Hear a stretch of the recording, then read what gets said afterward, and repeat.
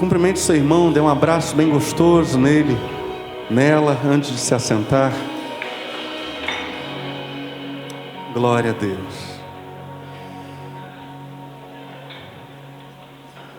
O que passo a contar a vocês é parte da nossa história. A história dos primeiros missionários batistas americanos em solo brasileiro. Em 2 de março de 1881, com apenas 4 meses de casados, os missionários William Book Bagby, de 25 anos, e sua esposa Annie Luther Bagby, com 21 anos, chegaram ao Rio de Janeiro, vindos da cidade portuária de Baltimore, estado de Maryland, Estados Unidos. Como eles não tinham os $150 para uma viagem num navio cargueiro a vapor, vieram num cargueiro a velas, vieram como carga, pagando $50 por sua viagem. Uma viagem que durou 48 dias. William Bagby passou mal desde o primeiro instante em que ele entrou no navio. E passou mal durante todos os 48 dias da viagem, sendo por toda a viagem cuidado por sua esposa Annie Bagby. Os amigos do casal, americanos também, lá nos Estados Unidos, o casal Baylor, eles tinham dito: vocês são loucos de irem constituir família naquele ninho de febre amarela. Eles estavam se referindo ao Brasil. Annie Bagby respondeu: se Deus é poderoso para me dar família, Ele tem poder para cuidar dos meus filhos. Esse casal não sabia sequer uma palavra em português. Nunca, nem mesmo tinham ouvido a língua portuguesa. Eles nada sabiam sobre português. Ninguém estaria no porto, no Rio de Janeiro, para recebê-los.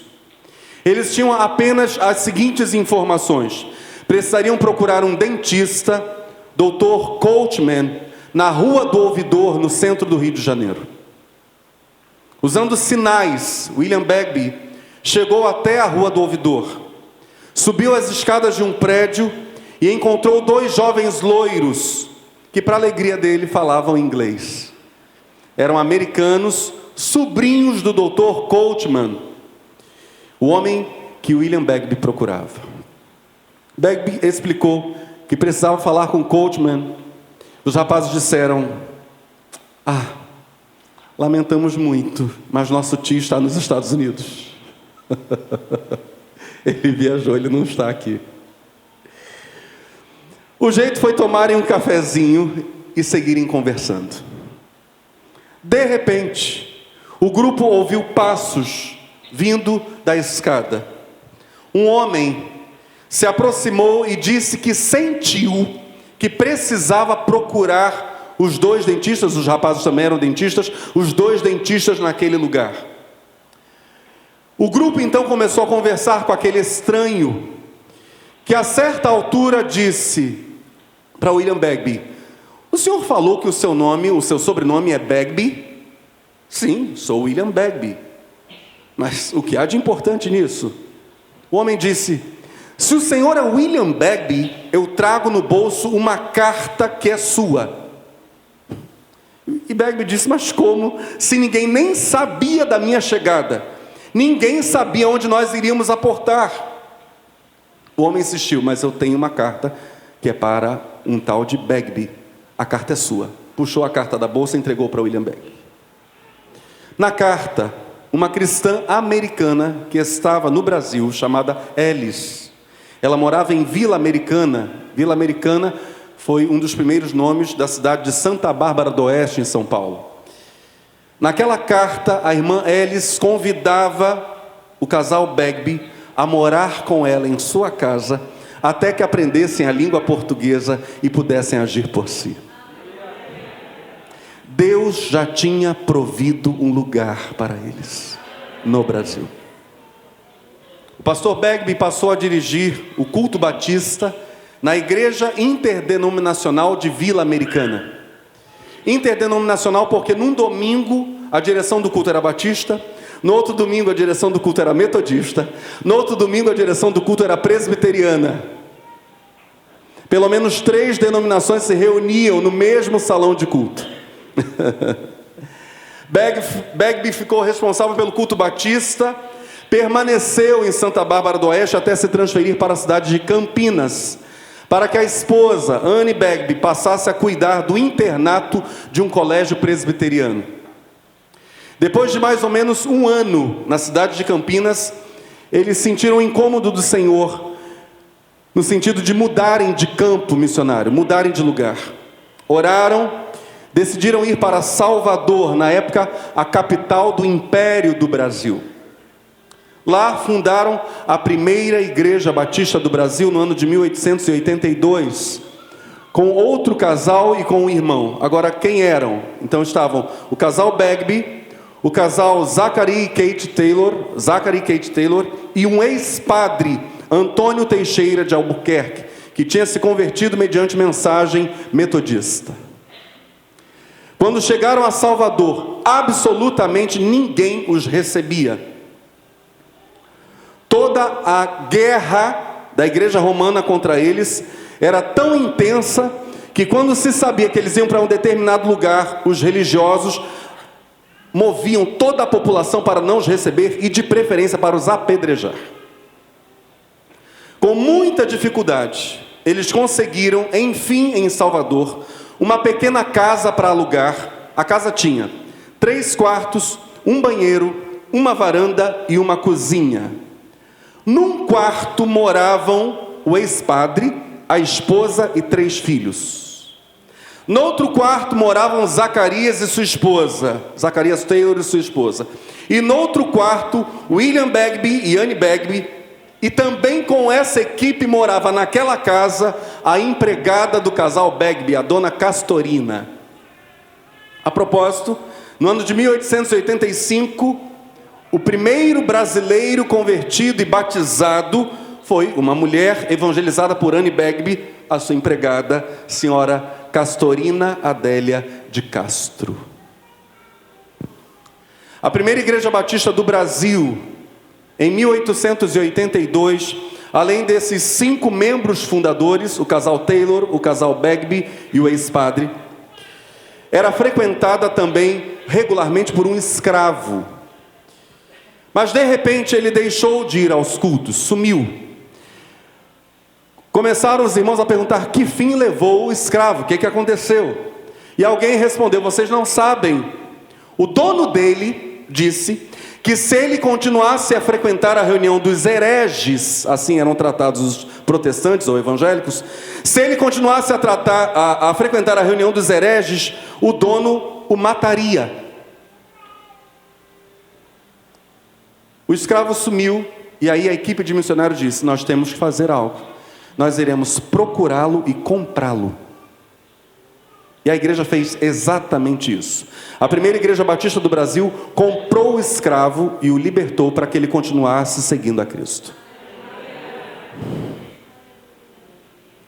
Os missionários sofreram forte oposição da igreja de Roma.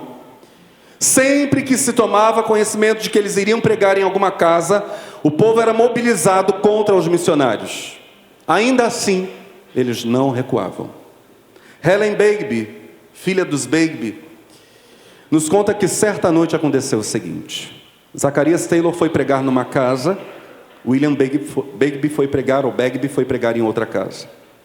O pastor Bagby pregava tendo sobre a mesa, então ele usava a mesa como púlpito, tendo sobre a mesa o esboço do sermão e ao lado um lampião de querosene. Muitas pessoas ouviam a mensagem, tantas que se aglomeravam na porta da casa. De repente, uma pedra voou para dentro da casa, acertando a cabeça de uma jovem que estava no auditório. A jovem recebeu alguns cuidados dos irmãos e William Bagby seguiu pregando. Mais um pouco e a segunda pedra acertou em cheio o lampião e as trevas tomaram conta do ambiente. Um irmão conseguiu uma pequena vela, acendeu-a e Bagby seguiu pregando. Mais um pouco de tempo e a terceira pedra acertou violentamente a cabeça de William Begbie e ele caiu desacordado. A pedra era grande. Os irmãos o levaram a um cômodo ao lado. Ele estava ainda desacordado, mas lá naquele cômodo voltou a si. Estava sangrando, com um ferimento grave no crânio, e disse: eu preciso voltar a pregar. Os irmãos disseram: não tem como, pastor, para. Ele disse: eu não apenas vou continuar pregando, mas eu preciso celebrar um casamento. Há um casal ali, há noivos que estão ali no auditório. Eles não querem se casar na igreja romana e eles estão aguardando para que eu celebre o casamento deles ainda hoje. Begbie voltou a pregar. Depois de concluir o sermão, celebrou o casamento. No dia seguinte, Zacharias Taylor foi vê-lo. Chegou para William Begbie e disse: Begbie, tire esse lenço da cabeça. Quando William Begbie retirou o lenço, a filha dele, Helen Begbie, disse: havia uma horrível ferida. Zacharias Taylor olhou para aquela ferida, cruzou os braços e disse: Begbie, essa é a coisa mais linda que já vi na minha vida. Eu prefiro ter um sinal assim na minha testa do que usar a coroa do mais poderoso rei da Europa.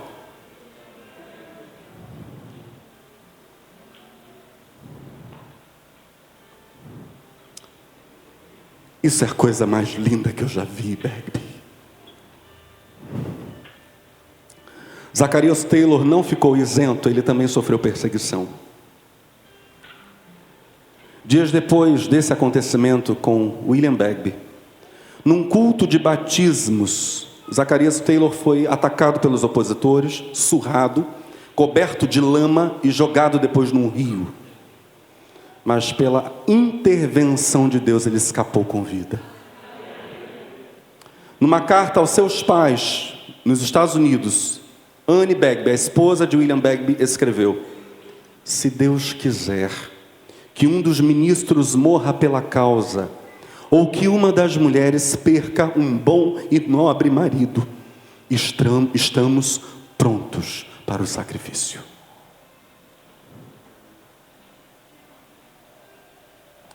Em 1885, a Junta de Richmond, organização missionária americana que mantinha os Begbie no Brasil, enviou uma jovem chamada Mina Everett para auxiliar William e Anne Begbie na missão.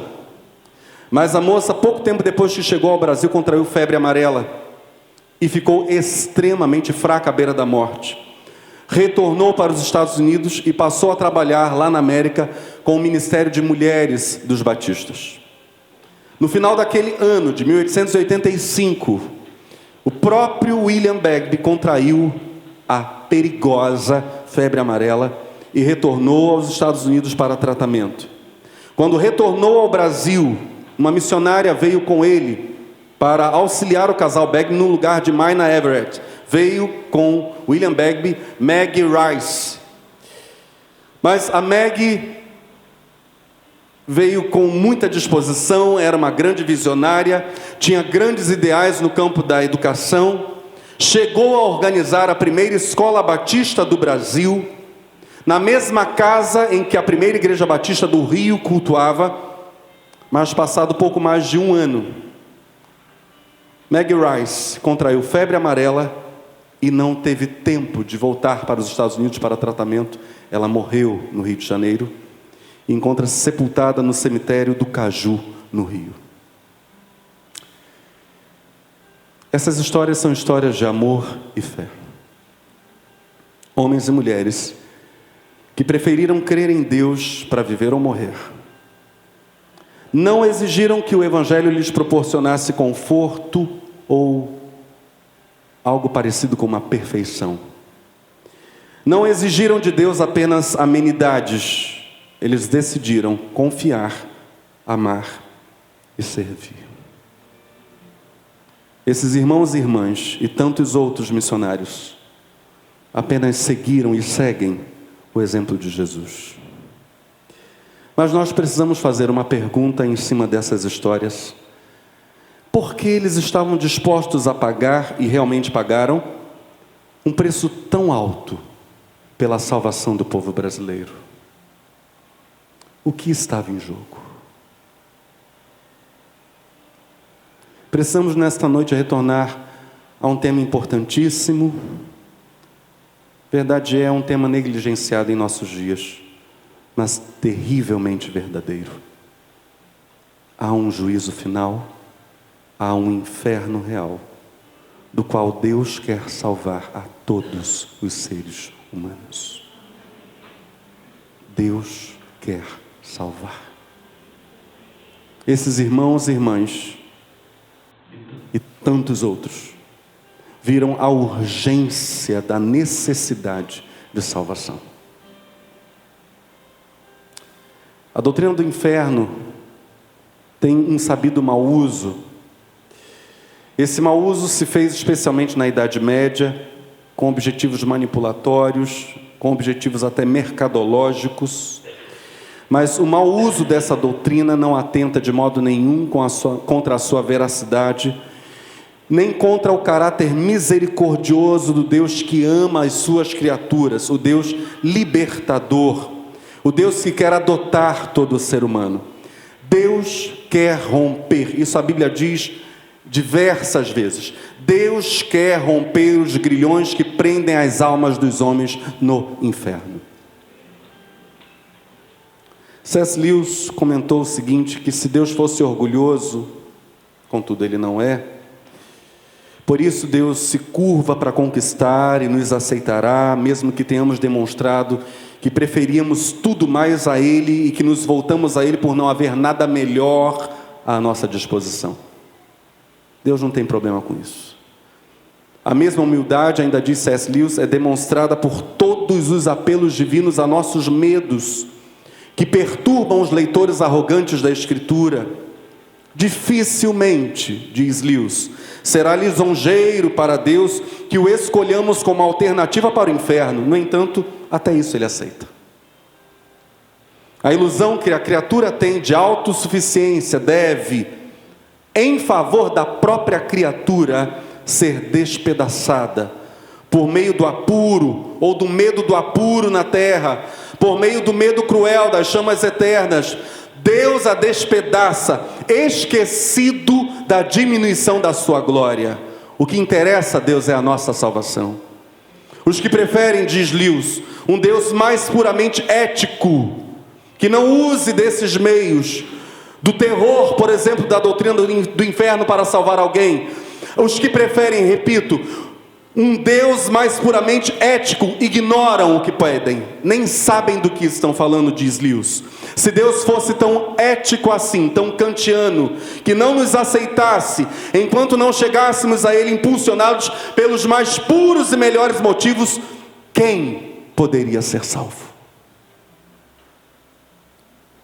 No mais das vezes, infelizmente, a raça humana só desperta para a necessidade de salvação quando vê quão terrível é a perdição que lhe aguarda. Por isso, o que importa para Deus não é um discurso eticamente agradável ou aceitável, é a nossa salvação. A falta de arrependimento do ser humano resiste à graça de Deus, resiste à oferta generosa de salvação que Deus faz, exigindo apenas que o homem nele creia. É verdadeiro, completamente verdadeiro, que Deus não pode tolerar o mal. Diga comigo, Deus não pode.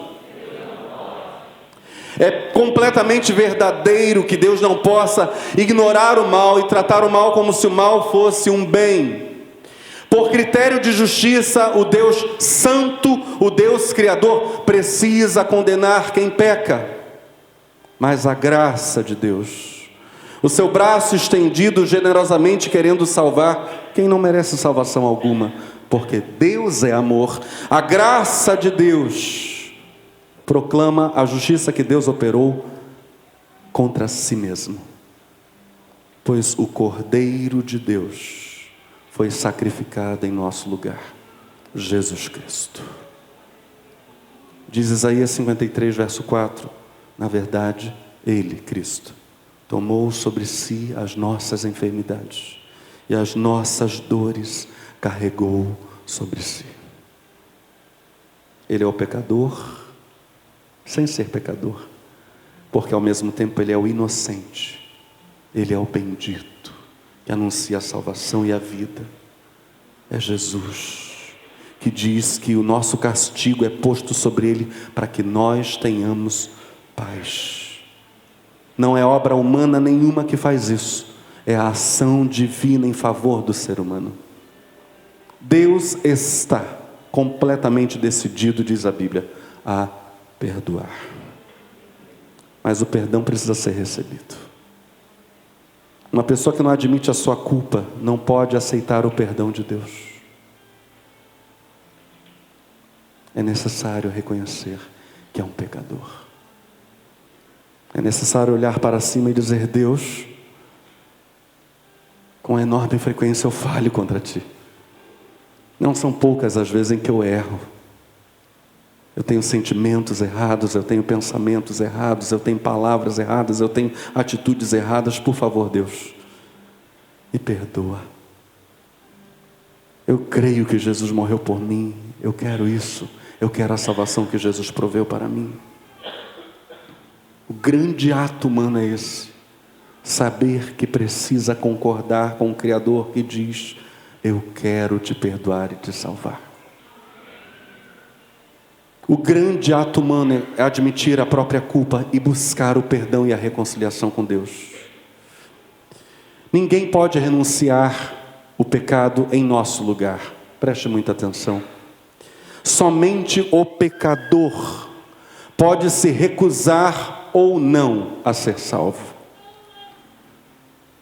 Seria maravilhoso se qualquer ser humano pudesse dizer: olha, todos agora serão salvos.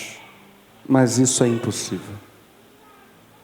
Precisa haver o consentimento, precisa haver o supremo ato voluntário da renúncia de si mesmo. O ser humano precisará olhar para cima, olhar para Deus e dizer: eu creio que Jesus Cristo morreu por mim, miserável pecador. Alguém poderia reclamar, dizendo: como um ser humano poderia, na verdade, perder a salvação? Será que o Deus Salvador não salvaria automaticamente a todos? Deus gostaria que todos fossem salvos. Aliás, Ele quer que todos sejam salvos. Mas o problema é que, para quem rejeita a salvação, o inferno não seria inferno se, embora Deus não estivesse ali, não houvesse também sofrimento. E o paraíso não seria divino para os condenados se Deus habitasse ali. O grande problema da salvação, o grande problema da conversão é querer Deus. Muito mais do que querer bênçãos, do que querer coisas, do que querer os bens da vida, querer estar bem. A salvação vai muito além disso. É necessário que cada ser humano olhe para Deus e diga: eu preciso do Senhor, meu Criador. E eu quero o Senhor, meu Criador, entendendo que só é possível arrepender-se nesta vida. Além túmulo, a Bíblia diz que não há mais uma ação do Espírito Santo para convencer ninguém. Depois da morte, o pecador é colocado numa situação de juízo. Ele já é julgado e condenado. No inferno não há arrependimento, há apenas remorso. Não há mais uma influência do Espírito Santo para que o homem queira rejeitar o pecado e aceitar a paternidade de Deus. Longe da influência do Espírito Santo, o ser humano está no que Jesus chama de as trevas exteriores. O castigo eterno é chamado de trevas exteriores. É o máximo, é o clímax da livre escolha da pessoa perdida de rejeitar seu Criador. É a liberdade terrível das trevas. É a autoexclusão que a rejeição de Cristo causa. É o lugar ou a condição em que o ser humano definitivamente se livrou de Deus. A misericórdia de Deus atua hoje para a salvação, para que ninguém entre em juízo. E essa misericórdia nos dá oportunidades sobre oportunidades, e até nos daria oportunidades infinitas, se fosse possível, por meio de oportunidades infinitas, um ser humano se converter. Mas o problema da pessoa que se perde não é porque Deus não deu oportunidade de salvação. Não. É justamente por causa de um eu que excessivamente atribui a si mesmo virtudes, poder e rejeita o Criador. A eternidade no inferno é a consequência lógica de um mal continuamente apreciado pela alma. E a lógica bíblica é esta: o castigo deve ser eterno, porque o mal cultivado no coração sempre será um mal crescente e eterno. Mas o reverso também é verdadeiro. Eu gostaria que você declarasse comigo. Diga: o caminho da salvação é glória crescente, até se fazer glória eterna. O caminho da salvação é o exato inverso disto. Se hoje o ser humano olha para cima e se arrepende e diz: Jesus, eu preciso de Ti, salva-me, ele irá num crescendo. Cada vez mais perto de Deus, cada vez mais andando com Cristo, cada vez mais com o brilho da presença de Deus, cada vez mais cheio do Espírito Santo, cada vez mais conhecendo o seu Criador, cada vez mais com um pezinho no paraíso. Até que isso se torne glória eterna. Deus quer salvar. Deus quer libertar. Libertar do quê? E eu volto. Libertar dos terríveis sofrimentos do inferno. Era essa urgência que ardia no coração do casal Bagby. Era essa mesma urgência que ardia no casal Taylor. É essa mesma urgência que hoje queima em muitos corações aqui, pela sua vida. O Senhor Jesus usa imagens muito expressivas, muito fortes, para se referir ao suplício das almas condenadas. Jesus diz em Mateus 25, verso 46, que o inferno é lugar de sofrimento eterno. Sendo assim, diz Jesus, estes irão para o sofrimento eterno, porém os justos para a vida eterna. Aleluia. Aleluia, porque há a possibilidade de se fazer justo pela fé em Jesus. Vida, vida, vida e vida em abundância. Jesus diz em Mateus capítulo 10, verso 28, que inferno é destruição. Eu gostaria que você repetisse comigo: sofrimento eterno. Destruição. Jesus diz em Mateus 10, 28, não temais os que matam o corpo, mas não têm poder para matar a alma. Temei antes aquele que pode destruir no inferno tanto a alma como o corpo.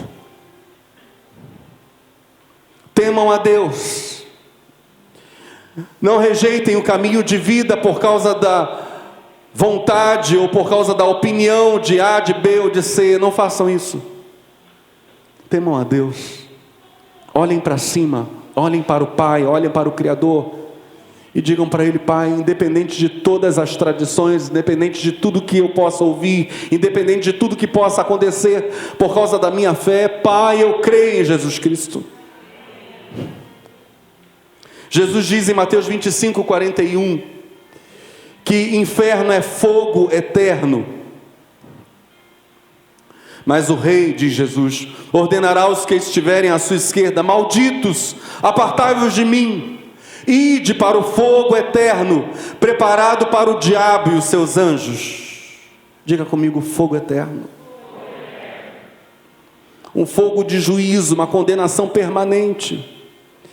Em quarto lugar, Jesus diz, e já citamos aqui, que inferno são trevas exteriores, local da total ausência da doce presença de Deus. Se hoje na terra, frequentemente precisamos lembrar disso, ainda temos sensações maravilhosas, ainda sentimos alegria, amor, paz, prazer, todas essas sensações só são possíveis porque sobre a terra a presença de Deus está.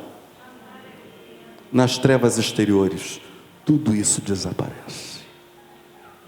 Não há paz, não há alegria, não há amor. Zero. Quanto ao servo inútil de Jesus em Mateus 25:30, lançai-o para fora, às trevas. Ali haverá muito pranto e ranger de dentes.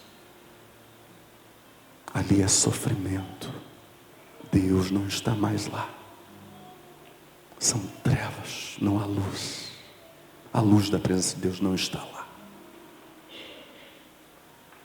Se nós unirmos essas 4 figuras, sofrimento eterno, destruição, fogo eterno, trevas exteriores,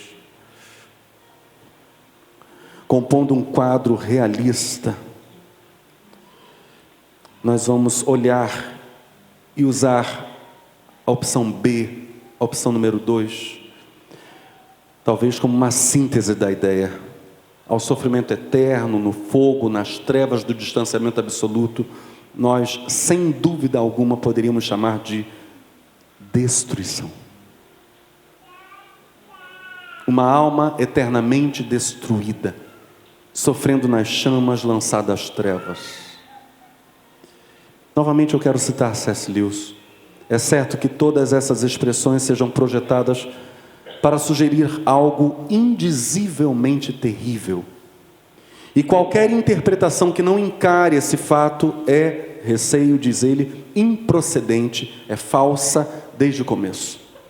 Se a doutrina do inferno não for vista com essa gravidade, diz C.S. Lewis, na verdade não se está falando sobre a doutrina bíblica do inferno.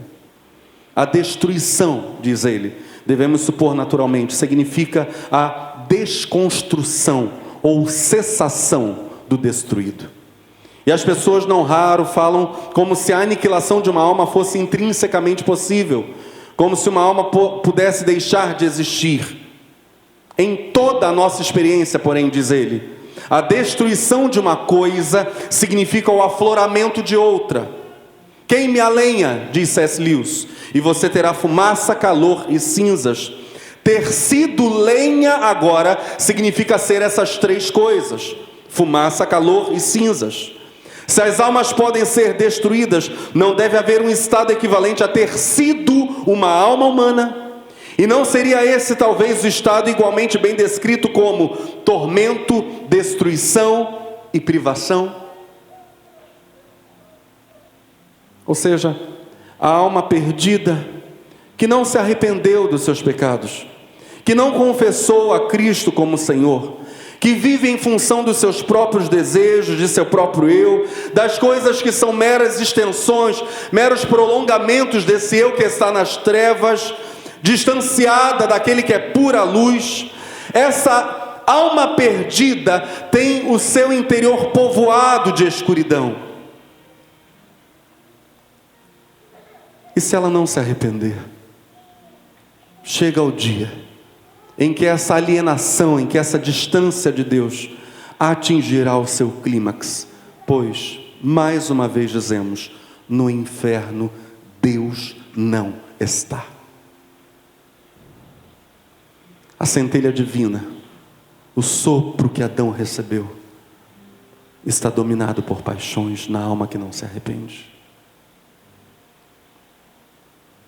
Mas é preciso haver cura.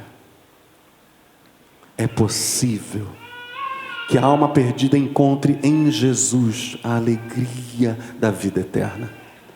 Encontre em Jesus a verdadeira alegria da vida, desfrutando na comunhão com filhos e filhas de Deus, a experiência de ter Deus como papai. É possível ao ser humano mergulhar numa realidade nova, chamada a vida no Espírito Santo. É possível ao ser humano ser restaurado pela fé em Jesus como imagem de Deus, como imagem de filho de Deus, como aquela imagem vívida, poderosa, que é o próprio reflexo da pessoa de Jesus na terra. É possível ao ser humano parecer com seu Criador.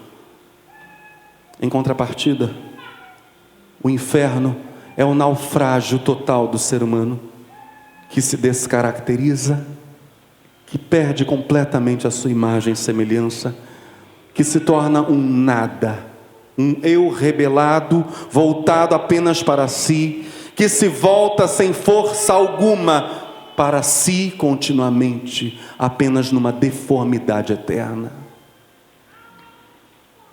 O inferno não é, diz Jesus, destino das almas humanas. Lemos um texto há pouco que diz categoricamente isso. Mateus 25, verso 41. O inferno nunca deveria ser morada de ser humano nenhum. Jesus diz: mas o rei ordenará aos que estiverem à sua esquerda: malditos, apartai-vos de mim, e ide para o fogo eterno preparado para o diabo e seus anjos. Ou seja, ao falarmos desse triste lugar, dessa triste morada, nós não estamos necessariamente nos referindo a um lugar no que chamaríamos de geografia do mundo espiritual. Não. A alienação total de Deus deve estar em foco quando pensamos no inferno. O inferno como um não lugar, muito mais do que um lugar geográfico, muito mais que isso, como um não lugar, é a entrega das consciências rebeladas ao seu próprio nada, ao seu próprio vazio.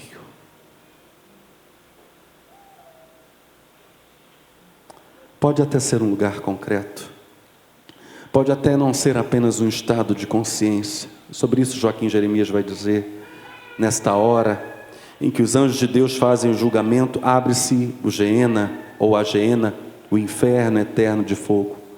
Quando dele falam os evangelhos, fazem-no com realismo deliberado, cuja finalidade e intenção é expressar todo o horror do julgamento.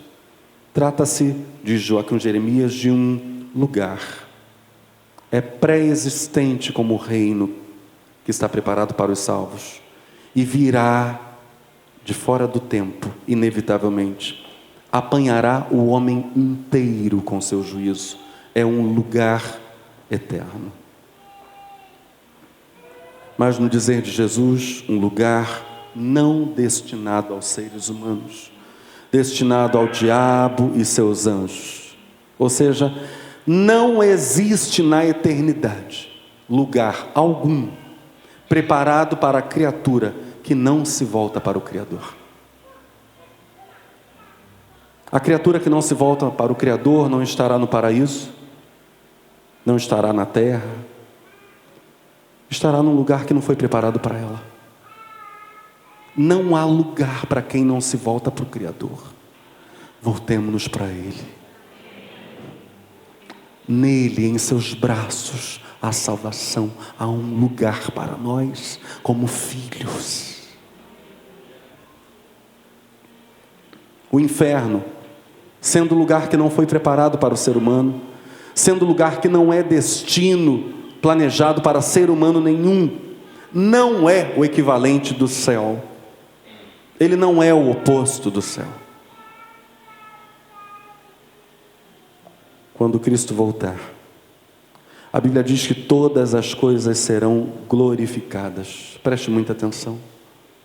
Quando Jesus Cristo voltar, tudo será mergulhado numa realidade pura, gloriosa, da absoluta proximidade de Deus.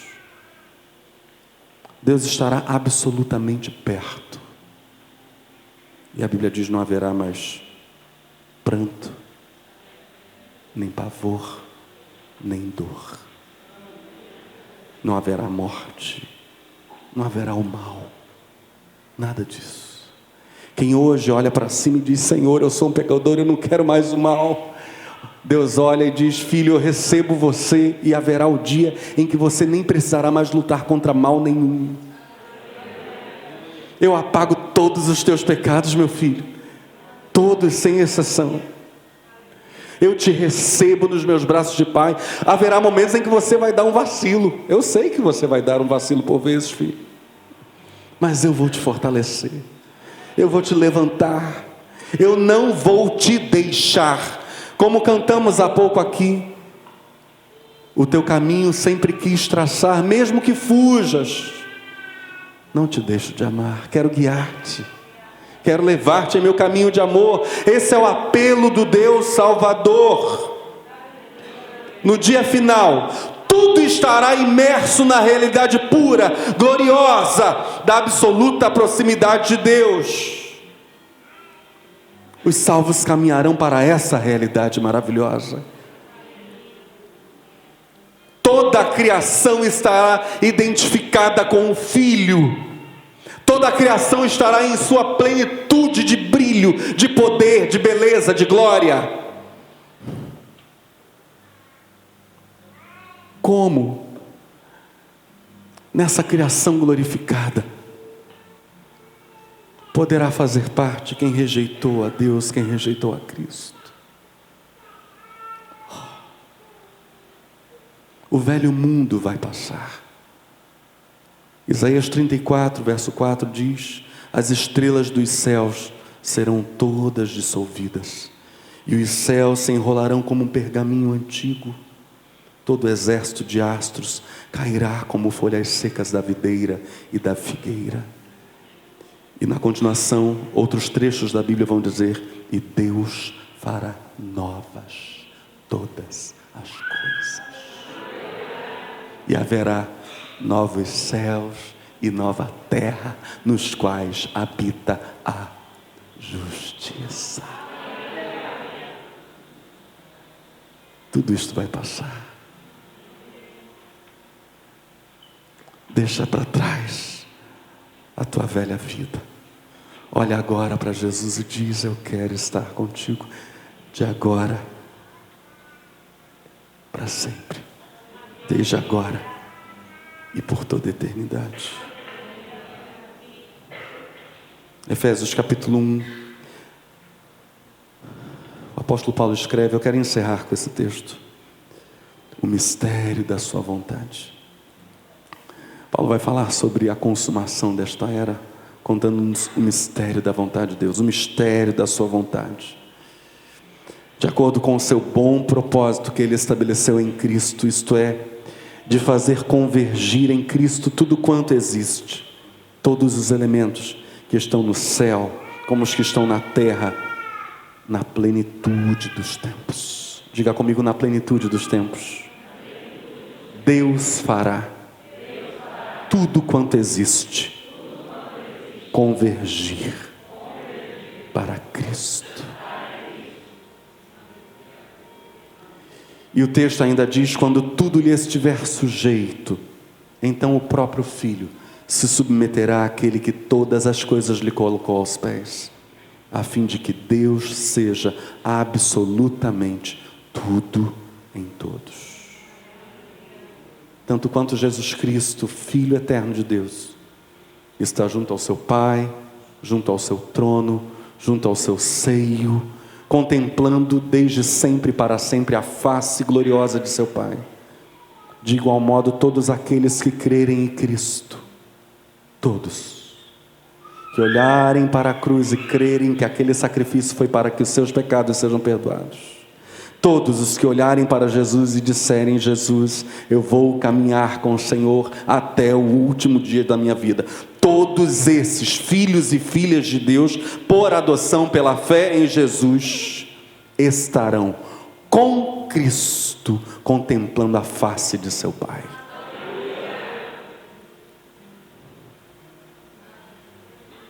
Não há contraste maior. O inferno é onde o ser humano se faz nada.